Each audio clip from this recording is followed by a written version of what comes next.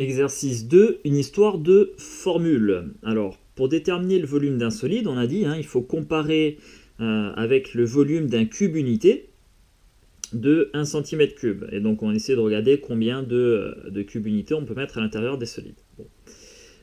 Alors, selon les solides et la taille des solides en question, ça peut prendre plus ou moins de temps de compter le nombre de cubes unités qu'on peut mettre à l'intérieur.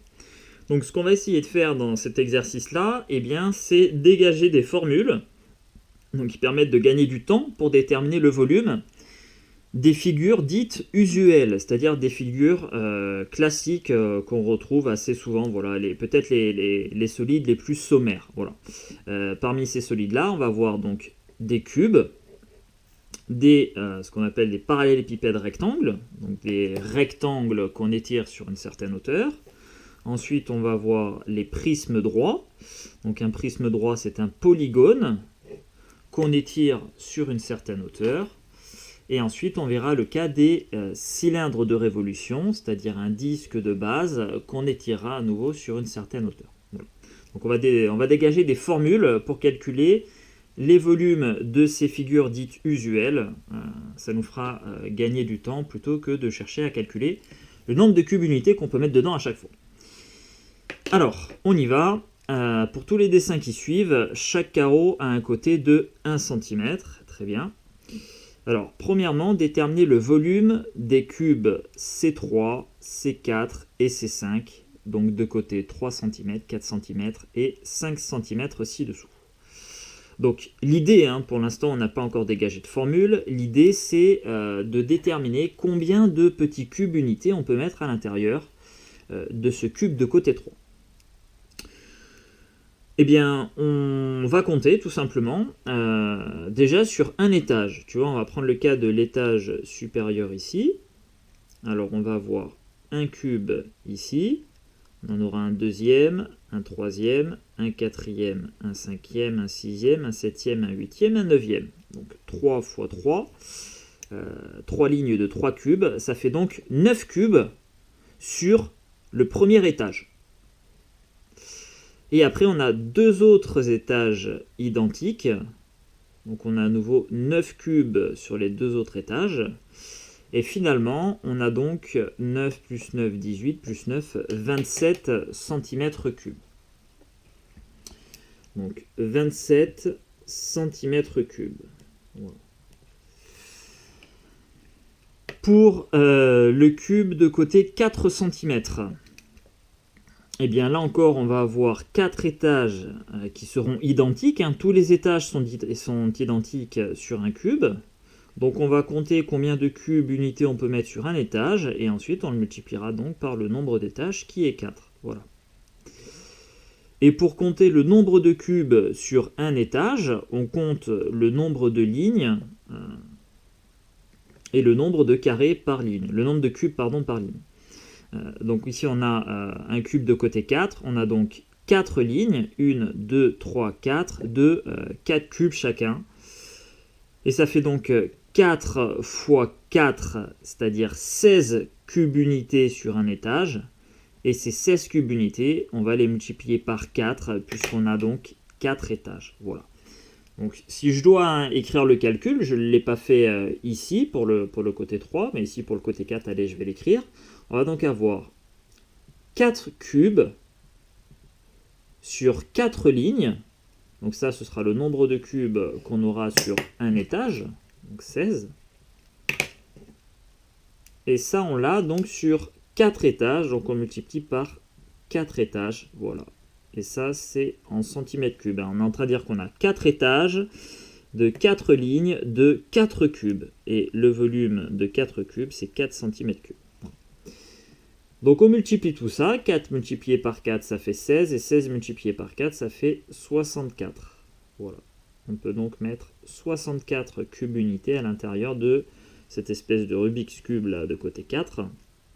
Et ça fait donc 64 cm3. Ensuite, pour le volume de C5, même combat. On a des étages identiques. On en a 5 puisque le cube a pour côté 5. Du coup, on va compter le nombre de cubes sur un étage. Et on le multipliera par 5. Alors, on a donc 5 étages, multiplié par, eh bien, sur un étage, on a 5 lignes de 5 cubes. Donc 5 lignes fois le volume de 5 cubes, c'est-à-dire 5 cm3. Et tout ça, ça fait 125 cm3. Voilà. Alors, maintenant qu'on a compris comment on fait pour calculer le volume d'un cube, eh bien, on va calculer le volume d'un cube de côté 7 cm, mais sans dessin. Sans dessin, c'est pas un problème, puisqu'on a dit, comme il est de côté 7, du coup, on aura 7 étages identiques, et il nous suffit de compter le nombre de cubes sur un étage avant de le multiplier par 7.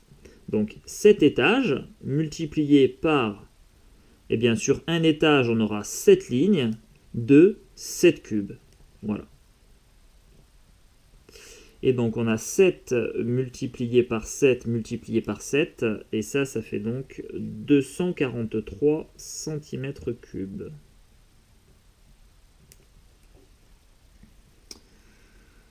Ok pour les cubes, donc finalement, si on résume là ce qu'on a fait, pour déterminer le volume d'un cube, eh bien il suffit tout simplement de multiplier le côté du cube par le côté du cube, par le côté du cube. Voilà, côté fois côté fois côté. Et en fait, c'est une extension, si tu veux, de la formule de l'aire d'un carré.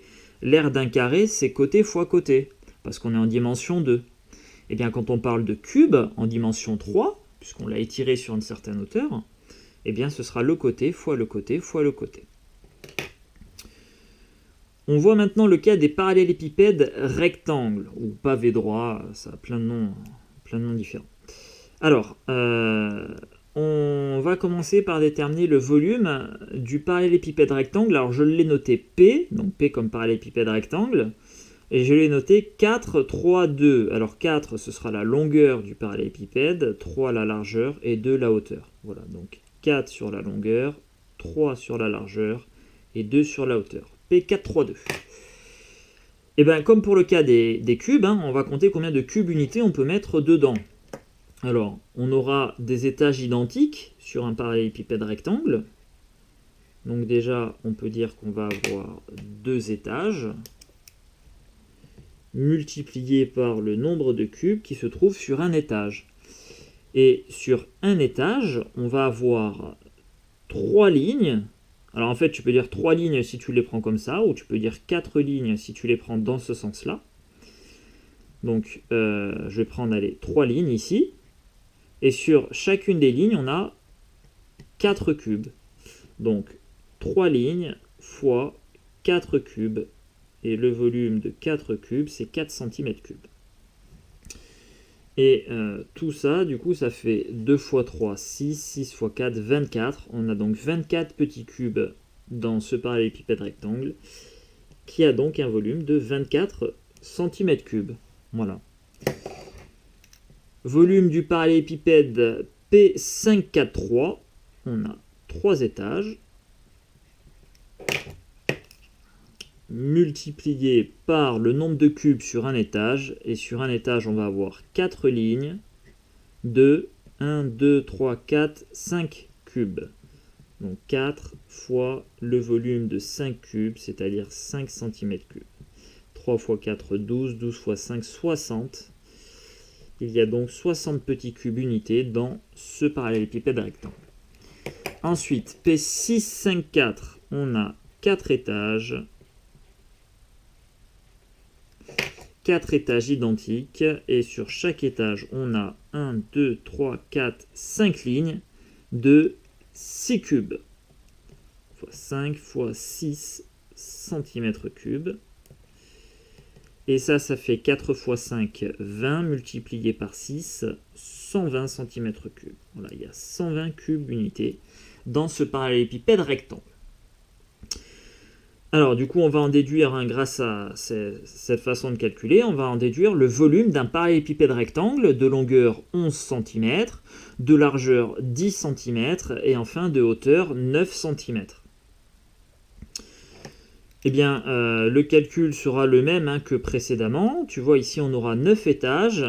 Sur chaque étage, on aura 10 lignes de 11 cubes. Voilà. Donc, en fait, quand on calcule le volume d'un parallélépipède rectangle, il suffit tout simplement de multiplier la longueur par la largeur par la hauteur. Voilà.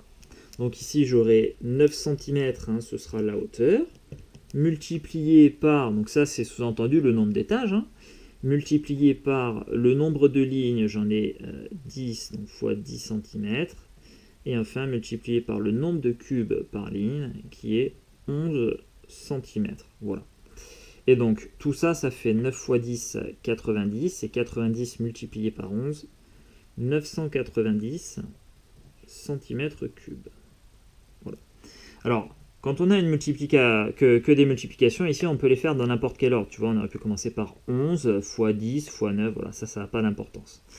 Et autre chose aussi que tu dois bien avoir à l'esprit, ça c'est hyper important, tu vois, on a des centimètres qui sont multipliés par des centimètres et qui sont encore multipliés par des centimètres. Donc 3 fois on multiplie par des centimètres.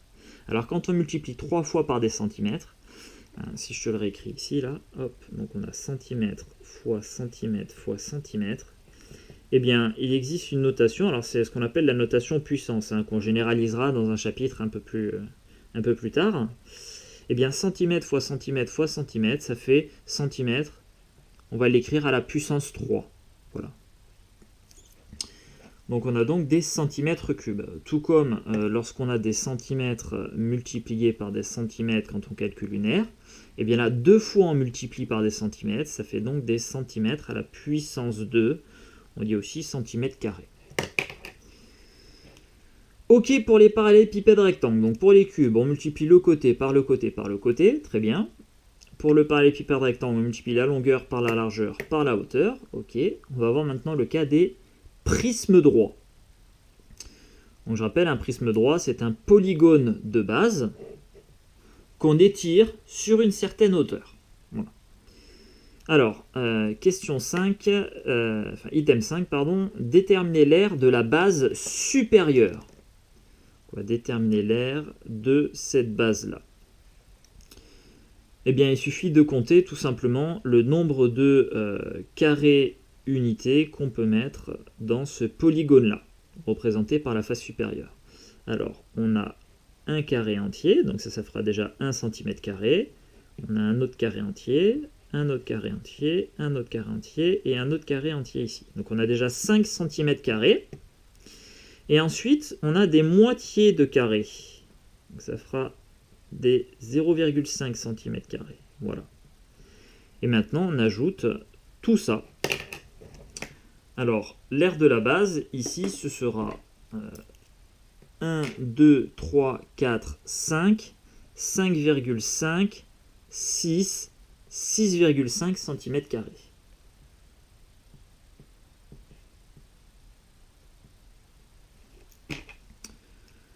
Ensuite, question 6. Sur quelle hauteur a-t-on étiré le pentagone pour obtenir le prisme droit? Alors, pardon, j'ai pas dit, hein, mais pentagone, donc le préfixe penta qui veut dire 5. Donc pentagone, 5 côtés. Voilà.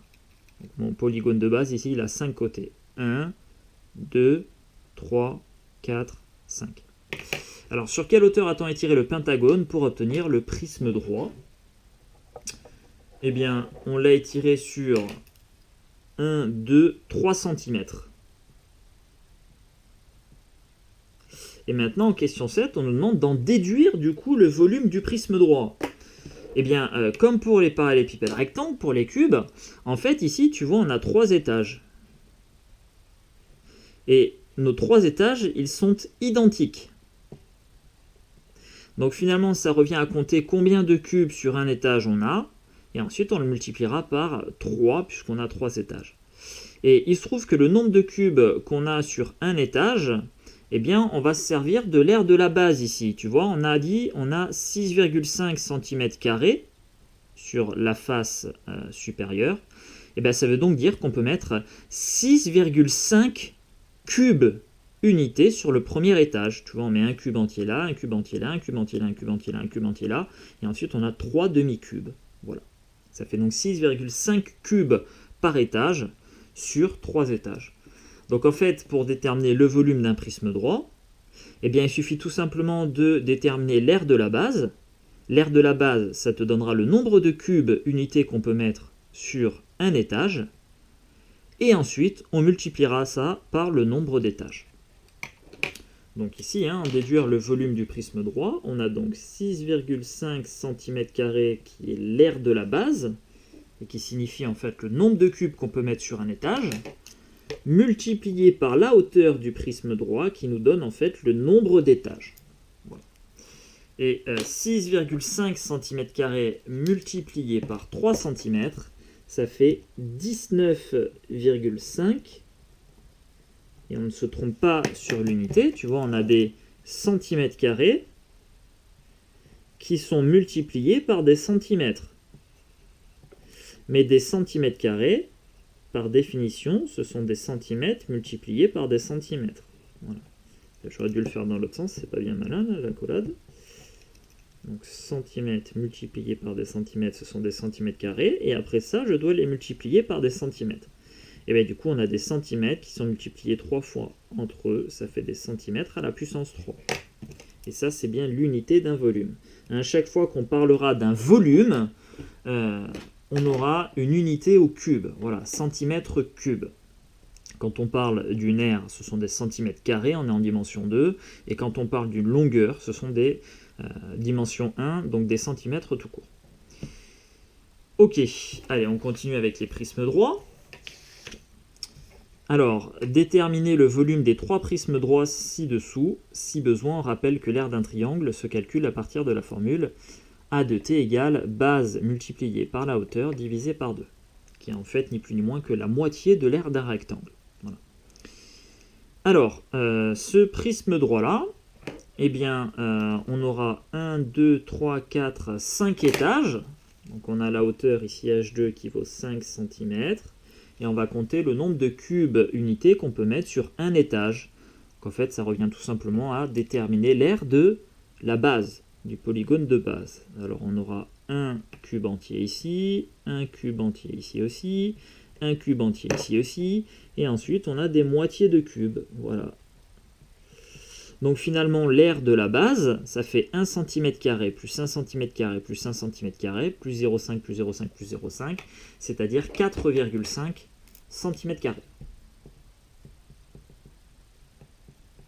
Et maintenant, pour déterminer du coup le volume de mon prisme, eh bien, je multiplie l'aire de la base, donc 4,5 cm² qui me dit en fait combien de cubes unités je peux mettre sur un étage, et je multiplie ça par le nombre d'étages. Et ça nous donne 22,5 cm3, puisqu'on a des centimètres au carré multipliés par des centimètres, ça fait des centimètres à la puissance 3 cm3. Ok, on y va pour le prisme suivant. Alors, l'aire de la base, eh bien, on va pouvoir dire 1 ici, 1 ici, 1 ici, 1 ici, 1 ici, 1 ici. Voilà, on a un carré entier sur les 6 premiers, là. Et ensuite, pour les autres, on n'a pas des carrés entiers, on n'a pas non plus des moitiés de carrés. Alors, pour déterminer donc l'aire de ces morceaux-là restants, il y a plusieurs solutions. Soit tu considères ce morceau-là comme un triangle, et tu détermines son aire, donc l'aire des 3 en même temps, en déterminant l'aire de ce triangle-là. Donc la base ici, 1 multiplié par la hauteur, 3 divisé par 2. Donc ça, c'est une possibilité. Et après, tu fais pareil avec le triangle. Ou alors, ce que tu peux faire aussi, et c'est peut-être ce qu'il y a de plus visuel, tu vois, les formules, c'est bien, mais quand tu peux t'en passer, c'est peut-être mieux. Là, en l'occurrence, j'ai pas envie de dégainer ma formule, alors que j'ai un découpage très simple à effectuer. C'est, je vais prendre ce morceau-là, là, je le découpe,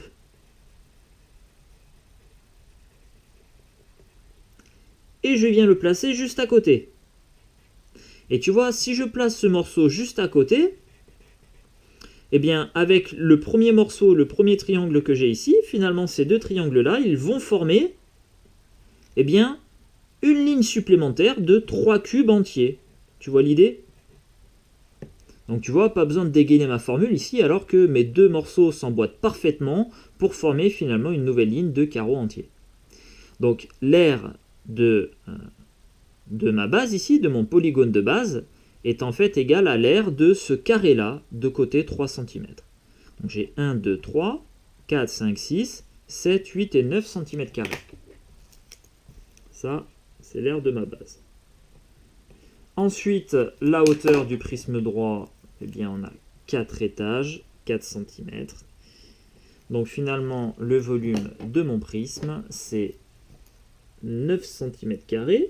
Donc l'aire de la base qui me donne le nombre de cubes sur un étage, multiplié par le nombre d'étages donné par la hauteur. Et ça fait donc 36 cm3. Ok. Et enfin, dernier prisme droit. Donc là, il faut être vigilant. Tu vois, je l'ai tourné, mais la base, c'est ce triangle-là. Et la hauteur du prisme, c'est en fait défini comme la longueur sur laquelle on étire la base. Donc là, la hauteur de mon prisme, eh bien, si tu veux, elle est représentée à l'horizontale. Voilà. Donc on a 4 cm de hauteur, c'est-à-dire 4 étages. Et maintenant, il faut déterminer l'aire de la base. Alors, pour déterminer l'aire de la base, là encore, hein, tu peux essayer de compter le nombre de carreaux entiers. De carrés entiers, on en a un là, on en a un là, un ici, et en fait on n'a que 3 carreaux qui sont entiers. Bon, là pour le coup c'est peut-être pas tip top, parce qu'après on a des petits morceaux de carrés et difficilement quantifiables. Tu vois, c'est pas forcément la moitié d'un carré, pas forcément le quart, etc. Donc là pour le coup, je pense que je vais me simplifier la vie si je me sers de la formule qui permet de calculer l'aire d'un triangle. Parce que ici, ma base, c'est un triangle. Donc on y va, je vais déterminer l'aire de ma base. Alors l'aire de ma base, je vais avoir la hauteur du triangle, la base du triangle multipliée par la hauteur. Alors ce que je vais prendre comme côté de base du triangle, eh bien ce côté-là me semblera très bien.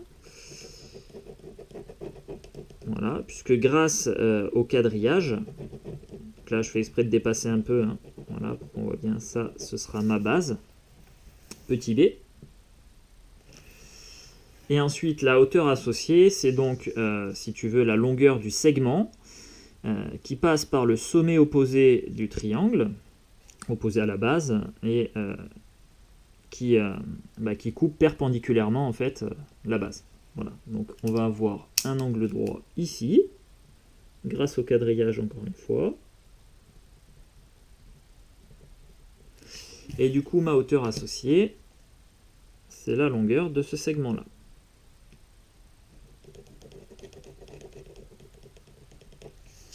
Voilà, donc ça c'est H. Et donc maintenant, j'applique ma formule. On va donc avoir la base 1, 2, 3, 4 cm, multiplié par la hauteur 1, 2, 3, 4 cm, et tout ça divisé par 2.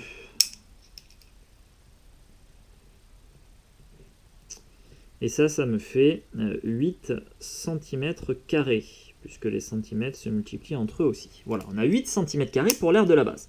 Alors, j'ai appliqué ici ma formule pour calculer l'aire d'un triangle, mais je te l'ai dit tout à l'heure, l'aire d'un triangle, c'est ni plus ni moins que la moitié de l'aire d'un rectangle. Et on le voit très bien sur ce dessin, en fait tu vois l'aire de mon triangle ici, de ma base, c'est en fait l'aire du rectangle représenté par ce quadrillage-là. Voilà. Ça, c'est un rectangle. Et je vois bien que mon triangle représente la moitié de tout le rectangle. Puisque en découpant mon triangle par la hauteur ici, tu vois, j'ai deux morceaux. J'ai un triangle ici, que je retrouve de l'autre côté ici, et j'ai un deuxième triangle plus grand ici, que je retrouve de l'autre côté ici. Donc on voit bien que dans mon rectangle, eh bien, je peux caser deux triangles comme celui-là. Donc l'aire du triangle, c'est bien la moitié de l'aire de ce rectangle-là. Et l'aire de ce rectangle, c'est 1, 2, 3, 4 cm fois 1, 2, 3, 4 cm. Voilà, 4 fois 4, 16, et après on le divise par 2. Et au passage, ce rectangle-là, eh bien c'est un carré. Voilà, même si on n'a pas l'impression à cause de la perspective, mais c'est bien un carré puisqu'on a la longueur qui est égale à la largeur. Voilà. Allez, on revient donc au volume de notre parallélépipède, de notre prisme droit, pardon. On a donc une aire de 8 cm², donc ça c'est le nombre de cubes unités qu'on peut mettre sur un étage, multiplié par le nombre d'étages représenté par la hauteur qui est 4 cm. Et ça nous donne un volume de 8 multiplié par 4, 32 cm3. Voilà pour les prismes droits. Donc en fait, il suffit tout simplement de déterminer l'aire de la base et de multiplier ça par la hauteur. Mais en fait, c'est exactement ce qu'on fait finalement pour les parallélépipèdes, rectangles et les cubes. C'est aussi l'aire de la base qui nous donne le nombre de cubes unités sur un étage, multiplié par la hauteur. Donc tu vois là, ces trois solides usuels eh bien, ont en fait la même formule. J'y reviendrai après. Allez, on continue, on passe maintenant au cylindre de révolution. Donc on en a représenté un ici, dont la base est un disque de rayon 2 cm. 9e item, déterminer l'aire de la base supérieure. Alors, je te rappelle la formule qui permet de calculer l'aire d'un disque, donc qui est pi multiplié par le rayon, multiplié par le rayon, ou autrement dit, pi r carré. Donc, tu imagines un caillou qui est carré, un caillou, un synonyme de caillou, c'est une pierre, voilà, donc un caillou carré, tu peux dire que c'est une pierre qui est carrée, et une pierre carrée, si tu le décomposes, ça fait pi r carré. Voilà, ça c'est la formule qui permet de déterminer l'aire d'un disque. Alors on y va, on l'applique ici pour calculer l'aire du disque de rayon 2 cm. On va avoir pi multiplié par 2 cm le rayon et multiplié encore par 2 cm le rayon. Voilà, je viens juste d'appliquer ma formule. Allez, on va prendre une valeur approchée de ça. Donc on va avoir du 4 pi et, sauf erreur de ma part, on doit être à peu près à 12,57. Donc pi multiplié par 2, multiplié par 2. Donc ça, c'est la valeur exacte 4 pi. Et si je veux la valeur décimale, la valeur approchée, j'appuie sur la touche double flèche. Voilà. Et si on arrondit ça à 2 décimales, donc au centième, ça fait à peu près 12,57. Hein, tiens, je fais un petit rappel sur les arrondis. Tu vois ici, il y a écrit 12,566. Alors, tiens, je vais le mettre ici. 12,566. Si moi je veux l'arrondir à 2 décimales, eh bien, je vais commencer par l'encadrer. Donc ça, c'est compris entre 12,57 et 12,56. Et donc, pour savoir duquel il est le plus proche, eh bien, en fait, 12,57, c'est la même chose que 12,570. Parce que 57 centièmes, c'est aussi 570 millièmes. Et pareil ici, 12,56, c'est la même chose que 12,560. Bon, et bien maintenant, la comparaison est assez facile.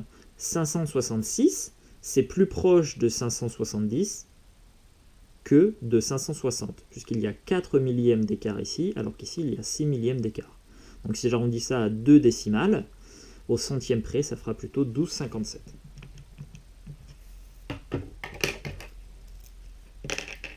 Donc environ 12,57. Et là, on a des centimètres qui sont multipliés entre eux. Ça fait donc des centimètres carrés. Voilà pour l'aire de la base. Maintenant, sur quelle hauteur a-t-on étiré le disque pour obtenir le cylindre de révolution? C'est donné ici. 3 cm, c'est direct. Et du coup, on nous demande d'en déduire le volume du cylindre de révolution.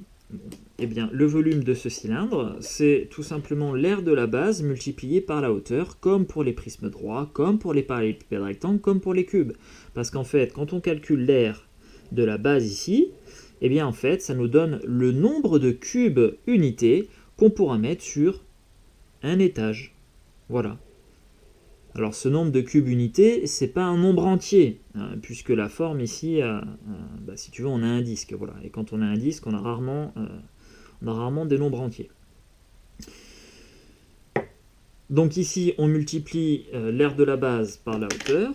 Donc l'aire de la base, alors tu vas voir, ici, tu peux, si tu veux, éventuellement te servir de 12,57 cm², c'est pas un problème. Mais si je veux être plus précis, eh bien, je vais reprendre la valeur exacte, qui est en fait pi fois 2 cm fois 2 cm. Parce que en me servant de cette valeur approchée, dans mon calcul, eh bien après, j'aurai peut-être encore une valeur approchée, ça dépend des fois. Bon. Et quand tu prends une valeur approchée d'une valeur approchée, eh bien, tu finis par t'éloigner finalement. Donc chaque fois que tu peux prendre la valeur exacte, il vaut mieux que tu reprennes la valeur exacte dans tes calculs. Moi je peux ici, c'est assez simple. Hein. Pi multiplié par 2 cm multiplié par 2 cm. Voilà, ça c'est pas horrible à écrire. Donc ça c'est l'aire de ma base, qui correspond finalement au nombre de cubes qu'on peut mettre sur un étage. Et on va multiplier ça par le nombre d'étages représenté par la hauteur. Voilà. Donc je reprends ma calculatrice, on y va. Donc on va avoir pi multiplié par 2 multiplié par 2 multiplié par 3. Donc la valeur exacte c'est 12 pi, et si je veux la valeur approchée, je clique sur la touche double flèche ici. Et ça me fait à peu près, donc là si j'arrondis, je vais avoir 37,7 cm3, hein, parce que 37,699, c'est plus proche de 37,70 que de 37,69. Et 37,70, c'est la même chose que 37,7. Donc ça, c'est environ égal à 37,7 cm3. Puisqu'on a des centimètres et qui sont multipliés 3 fois entre eux. Ok, sur le même principe, déterminer le volume des 3 cylindres de révolution ci-dessous. Donc on commencera par déterminer l'aire de la base, ensuite on déterminera la hauteur et on multipliera ces deux composantes. Alors, l'aire de la base pour ce cylindre-là, donc on a dit c'est pi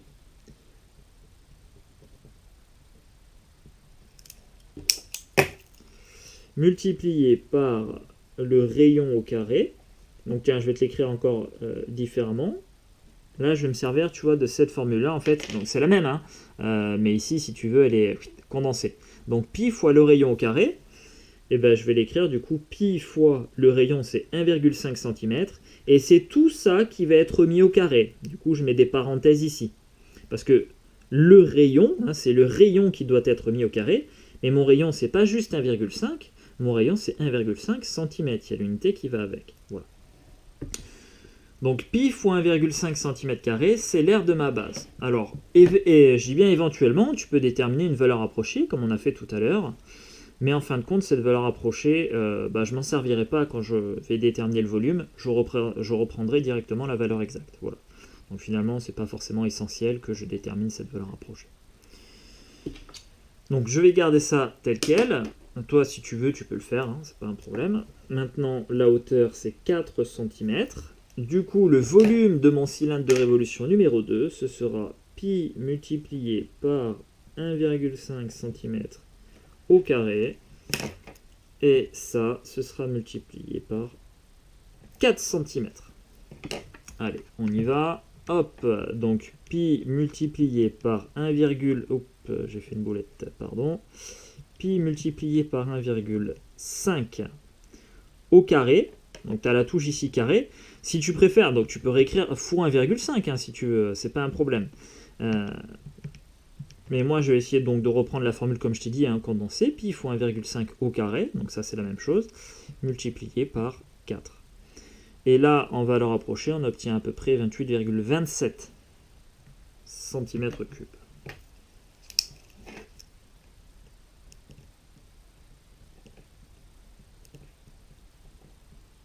Voilà. Ok, très bien. Allez, on recommence pour le cylindre de révolution suivant. Donc, l'aire de la base, ce sera pi multiplié par 3 cm. Tout ça, c'est le rayon, donc il va être mis au carré. La hauteur, 9 cm. Du coup, pour trouver le volume, eh bien, je multiplie l'aire de la base, qui donne le nombre de cubes unités sur un étage, multiplié par la hauteur, puisque la hauteur, c'est en fait le nombre d'étages. Voilà. Alors, on a du coup pi multiplié par 3 au carré, multiplié par 9, et ça nous donne en 80 pi valeur exacte, valeur approchée, environ 254,47. Parce que 469, c'est plus proche de 470 que de 460. Donc 254,47 cm3. Ok, allez, on poursuit. Dernier cylindre. Donc l'aire de la base, ce sera pi multiplié par le rayon 5 cm, tout ça au carré. La hauteur, c'est 10 cm. Et du coup, le volume de mon cylindre de révolution, ce sera pi fois 5 cm au carré. Donc l'aire de la base qui donne le nombre de cubes sur un étage, multiplié par le nombre d'étages, représenté par la hauteur, c'est-à-dire 10 cm. Pi multiplié par 5 au carré multiplié par 10, et ça nous donne environ 785,4 cm3, parce que 398, c'est plus proche de 400 que de 390. Voilà. Et 400 millièmes, c'est aussi 4 dixièmes. Donc ça, c'est environ égal à 785,4 cm3. Ok, parfait. Donc finalement, pour les cylindres de révolution, c'est le volume peut se calculer en multipliant l'aire de la base par la hauteur, qui est en fait la même chose que les prismes droits. L'aire de la base multipliée par la hauteur, qui est la même chose que les parallélépipèdes rectangles et les cubes. Donc en fait, là, pour calculer le volume de ces 4 solides usuels, tu peux retenir une seule formule finalement, qui va être l'aire de la base. L'aire de la base, ça te donnera le nombre de cubes unités sur un étage. Et après, multiplié par la hauteur te donnera le nombre d'étages. Donc c'est ce que je te résume là derrière. Donc ces 4 solides usuels, donc j'ai mis les formules, cube, côté fois côté fois côté, parallélépipède rectangle, longueur fois largeur fois hauteur, prisme droit, l'aire de la base fois la hauteur, cylindre de révolution, pi fois le rayon au carré fois h. Mais tout ça là, plutôt que d'essayer de mémoriser peut-être les 4 différemment, encore une fois, il faut que tu comprennes comment on fait pour calculer le volume. Et ces 4-là, en fait, c'est la même chose. À chaque fois, c'est l'aire de la base fois la hauteur. L'aire de la base fois la hauteur. Donc, tout simplement. Ces 4 solides-là, donc il y a une classification des solides, et ces 4 solides-là, en fait, appartiennent à la même famille, la famille des cylindres. Voilà. Donc un cylindre de révolution, c'est un type de cylindre. Un prisme droit, c'est aussi un cylindre. Un parallélépipède rectangle et un cube, c'est aussi un cylindre. En fait, tu peux faire une recherche sur Wikipédia sur la classification des solides. Et un cylindre, finalement, si tu veux, ce sera une courbe fermée qu'on étirera sur une surface définie par une courbe fermée qu'on étirera sur une certaine hauteur. Voilà ce qu'on appelle les cylindres. Ok, tu auras des fiches d'entraînement, on va encore déterminer des formules pour d'autres solides usuels, pour les pyramides, pour les cônes de révolution et aussi pour les boules ou les sphères.